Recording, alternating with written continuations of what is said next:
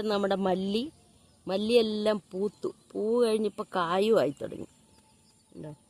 കുറച്ചേ ഞാൻ പാകിയുള്ളൂ, പക്ഷെ എല്ലാം നല്ലപോലെ പൂത്തു. ക്ലൈമറ്റിൻ്റെയും കൂടെ കൊണ്ടായിരിക്കും.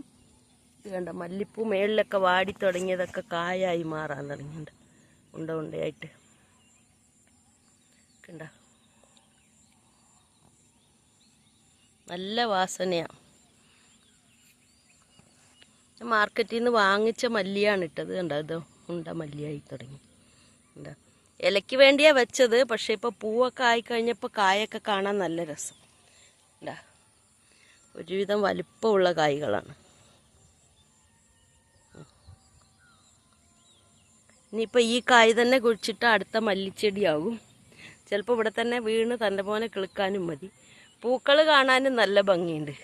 ഇപ്പോൾ ഇതൊക്കെ വാടി തുടങ്ങി, അതായത് കായായി മാറാൻ തുടങ്ങി. അതുകൊണ്ടാണ് ഇങ്ങനെ ഇരിക്കുന്നത്.